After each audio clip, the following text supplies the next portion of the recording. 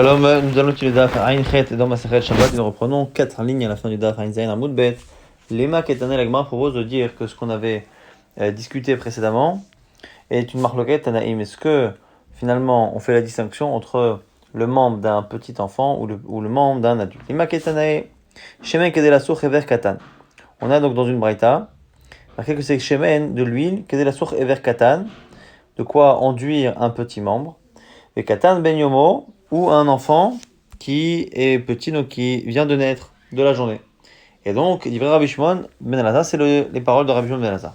Rabbi Nathan lui dit, Kedela sourd Ever Katan, lui dit, c'est un petit membre. Alors, c'est quoi la marloquette? Maïla Bakamiflagé, n'est-ce pas que c'est ça le sujet de la marloquette? Il dit Rabbi Shimon Ben Elazar, ça va. Ever Katan Shel Katan. Le que Rabbi Shimon Ben Elazar, il pense que c'est le petit membre d'un petit enfant. Et Rabbi Nathan, quand il parle d'un petit membre tout court, c'est un petit membre d'un adulte. Et Rabbi Nathan, ça part, Ever Katan des Gadol. Ou Ever Katan des Katan, l'un ou l'autre, soit un grand membre d'un petit, soit un petit membre d'un adulte.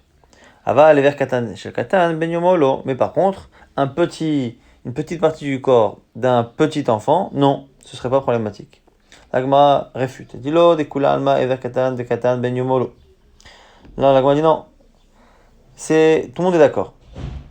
L'Eita de Rabbi Yanaï, la discussion elle n'est pas par rapport à Rabbi Yanaï, la discussion elle est ailleurs. Rabbi Shimon Ben Elazar Savar, Ever Katan de Gadol, Ever Gadol de Katan, Ben Yomo Kadenenu.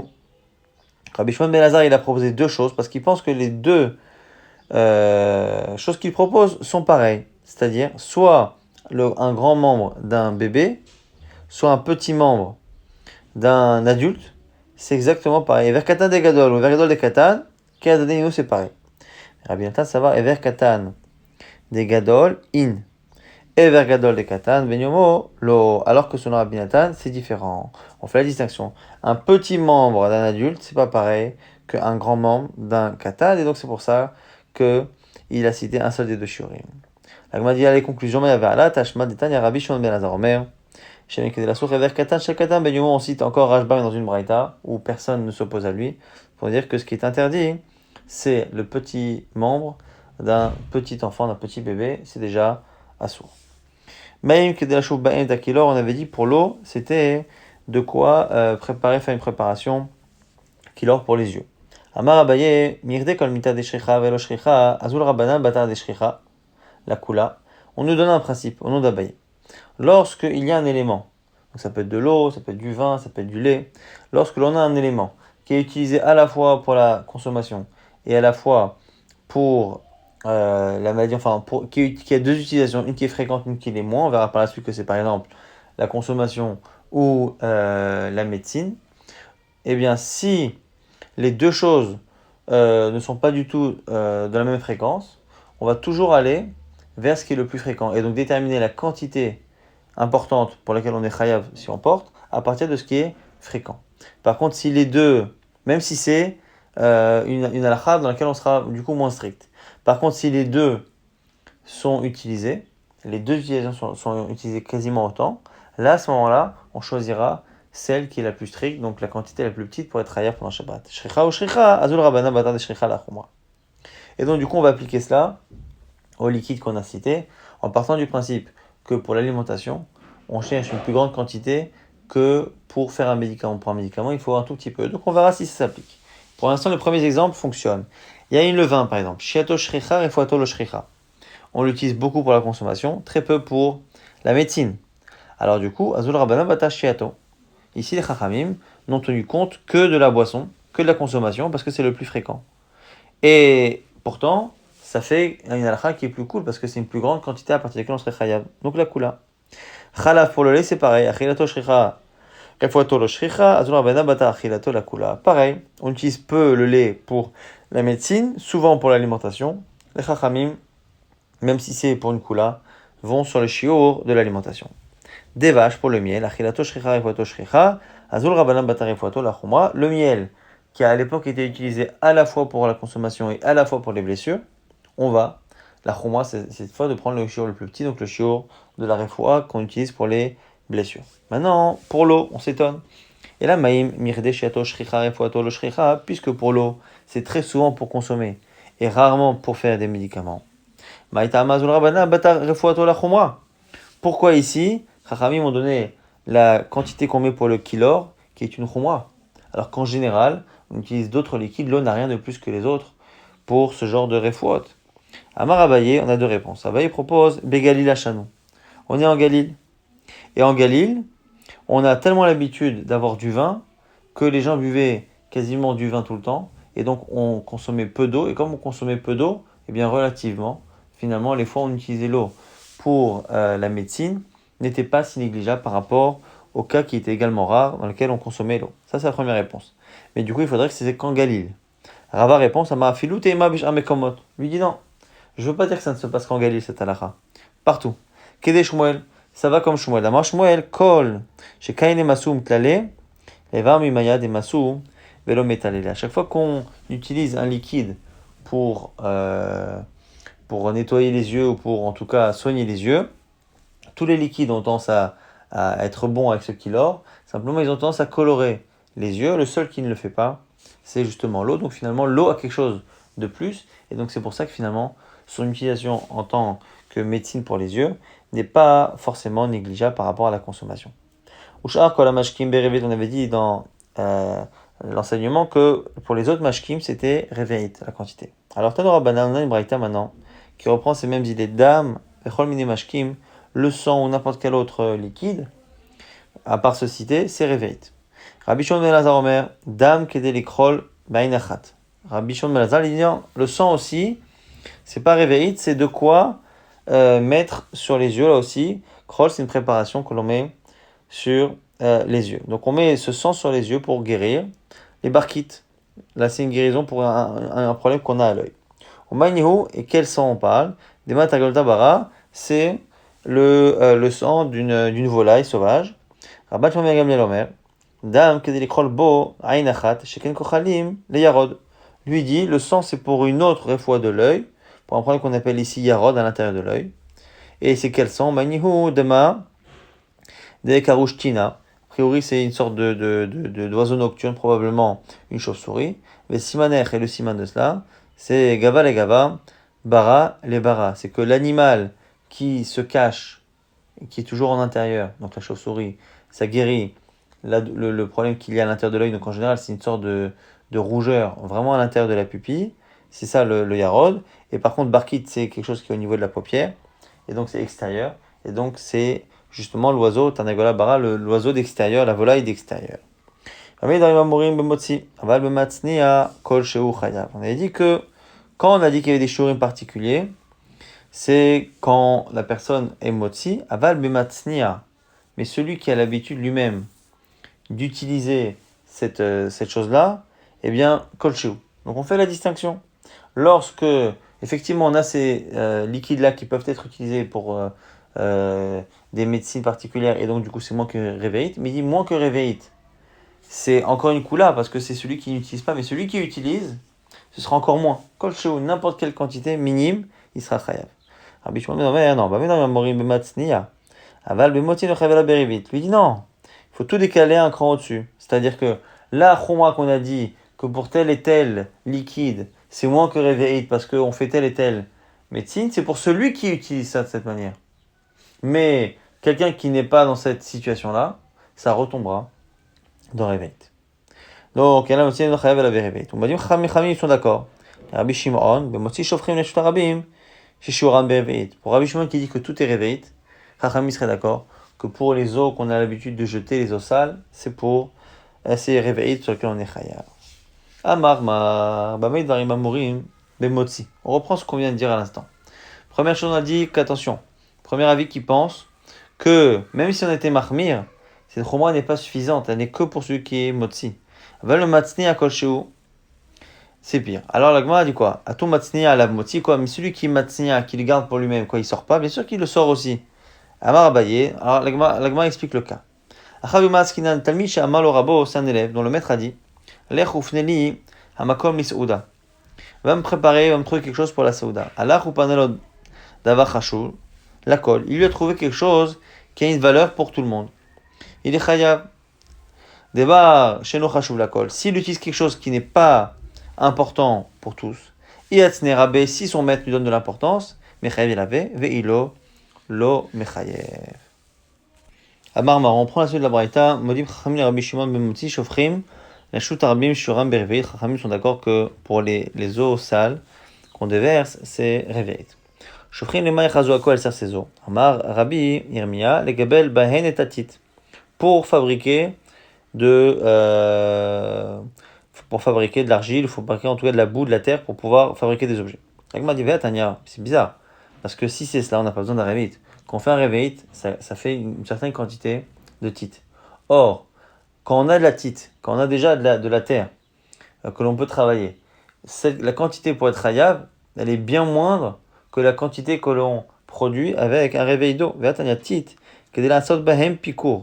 C'est pour simplement faire un petit récipient qu'on utilise pour mettre dans le creuset, pour mettre les métaux. Alors du coup, comme le tite, on est hayav sur une très petite quantité, comment se fait-il que pour l'eau, on nous dise que l'eau sale, c'est pour faire de la tite, mais en quantité beaucoup plus grande? La Gemara fait la distinction. L'okashia, had mikbal, had delo mikbal. Ça dépend si la terre est déjà prête ou pas.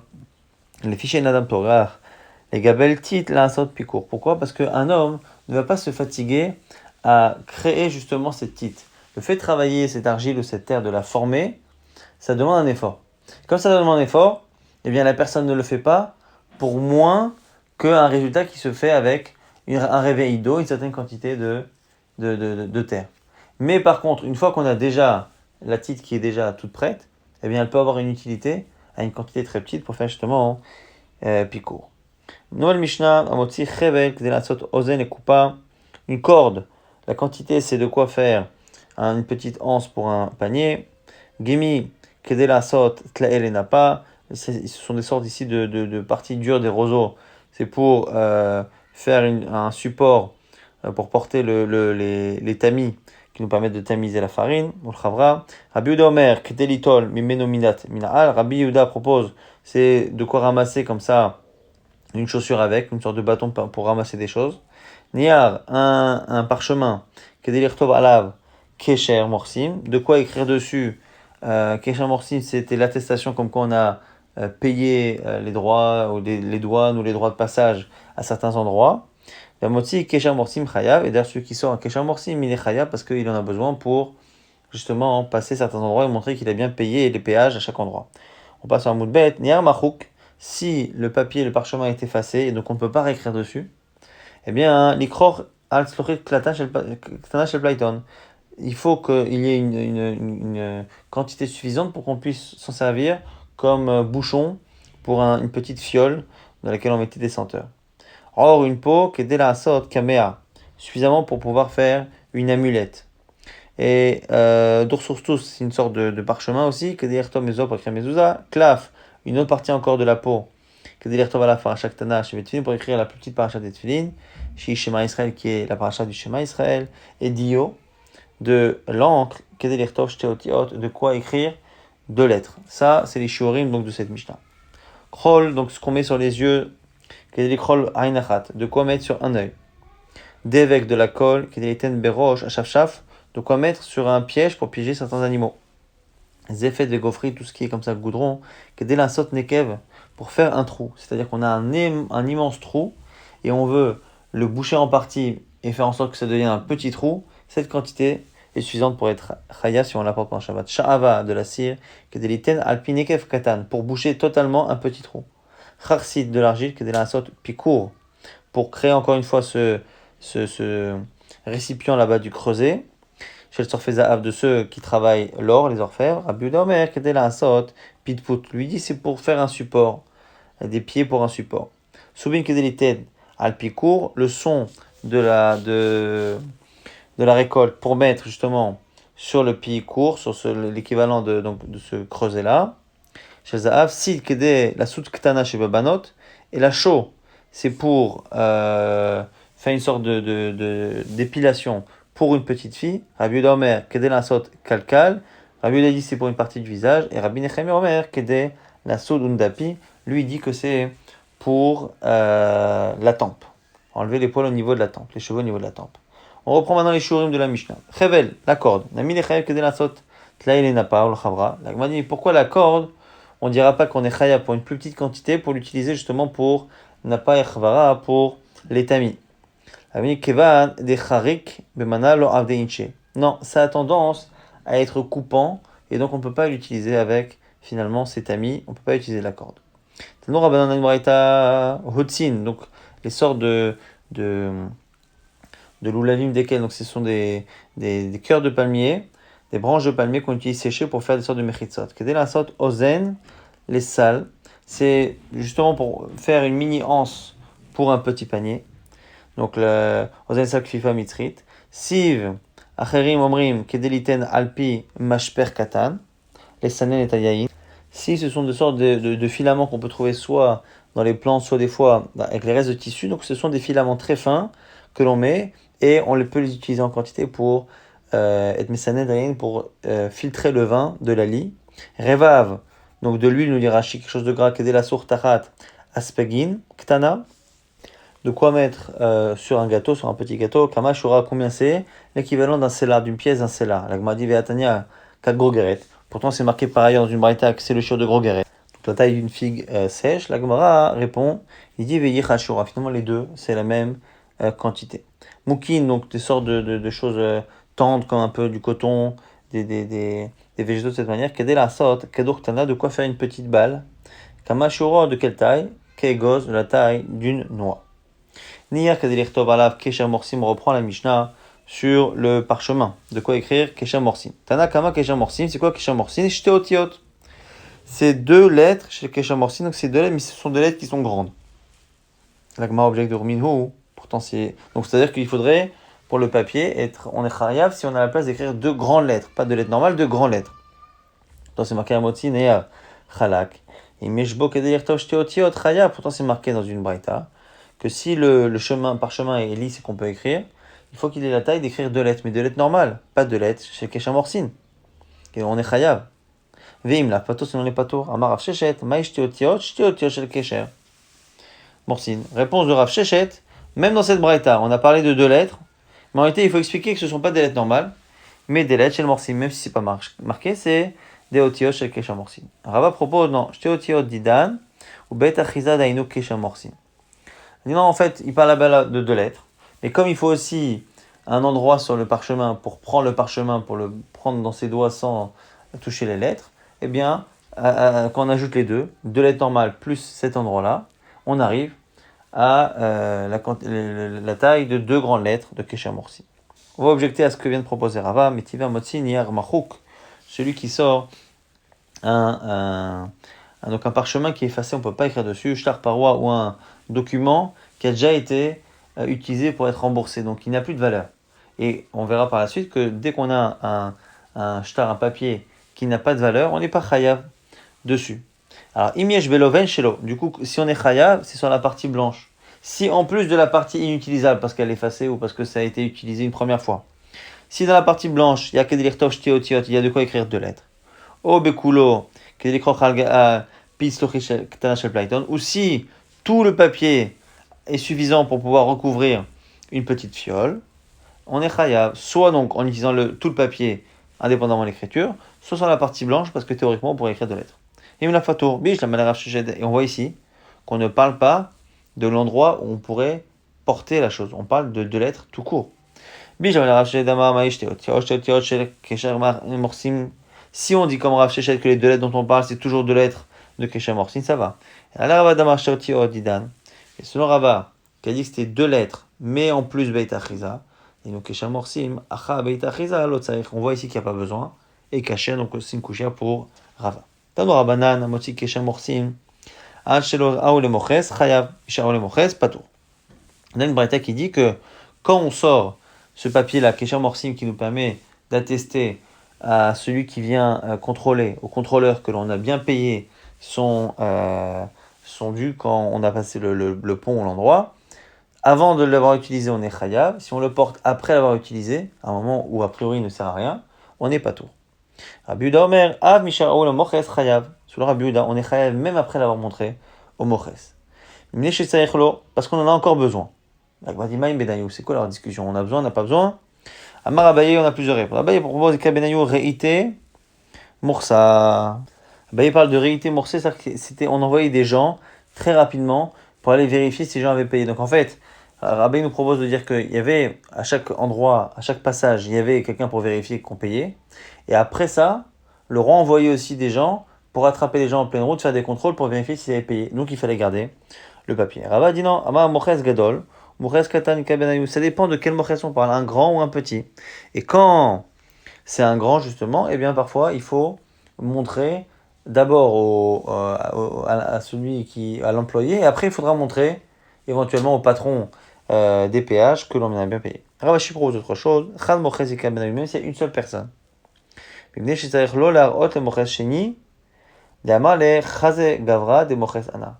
Parfois on garde les anciennes preuves, les anciens reçus qu'on a payés, pour montrer quand on est un jour contrôlé une autre fois, pour dire voilà, croyez-moi que je suis quelqu'un d'honnête, parce que regardez, j'ai payé à plusieurs reprises, je paye toujours mon passage. De manière similaire, celui qui prend un document, donc un document qui atteste qu'on lui doit de l'argent, tant que ça n'a pas été remboursé, eh bien, ça lui sert, et donc du coup, les khayas, il le porte. Si on lui l'a déjà remboursé, et qu'il a ce papier qui ne sert à rien, eh bien, il est pas tout. Rabbi Yehuda Omer, non, Misheparao Chaya, selon Rabbi Yehuda, il sera même Chayav une fois que le document a déjà servi une première fois. Parce qu'il en a besoin. Et là aussi, on a la même question. Maï Benayou, c'est quoi la discussion entre les deux? Et on va avoir quasiment les mêmes avis. Simplement ici, on va avoir Rabbi Yosef qui vient également donner le sien. Rabbi Yosef, Asolish Ot Shtar Parua, Ika Benayou. La marloquette, c'est ce qu'on a le droit de garder un document une fois qu'il a été utilisé pour être remboursé. Ou est-ce que, une fois que la personne m'a remboursé, garder ce document, normalement il est censé le récupérer, mais s'il n'a pas récupéré, que moi je le garde, je me mets en situation où je pourrais être tenté un jour d'être malhonnête et de revenir une seconde fois réclamer un dû qui finalement a déjà été remboursé. Et donc du coup, celui qui dit qu'on n'a pas le droit de garder, eh bien, il n'est pas d'accord avec celui qui dit qu'on a le droit de le garder, donc du coup ça fait une marloquette, est-ce qu'on peut l'utiliser ou pas? Abaye propose de couler alma sur les choses shtar par roi. Lui il dit non, tout le monde est d'accord qu'on n'a pas le droit de garder un shtar remboursé. La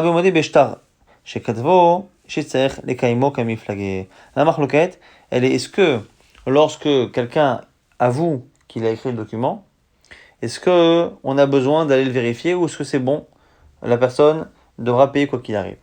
Donc Tanakama il pense que à partir du moment où même si quelqu'un a été modé, il faut quand même aller vérifier si le shtar est bon. Rabida, ça va. Modé beshtar shektavo, en ser de kaimo. Une fois que la personne a avoué, c'est fini.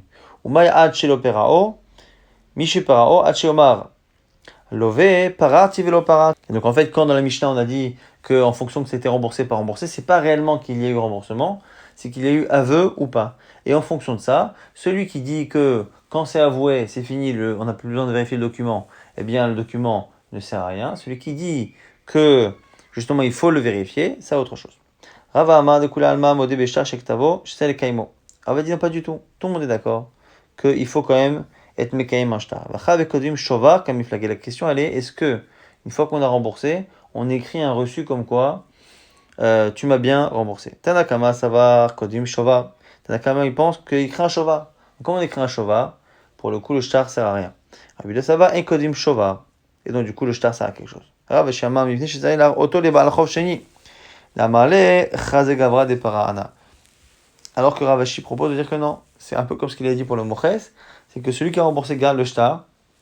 Parce qu'il veut montrer un jour à un futur prêteur qu'il est quelqu'un de sérieux. Et la preuve, c'est regarde, j'ai emprunté telle somme il y a 10 ans et je l'ai remboursé.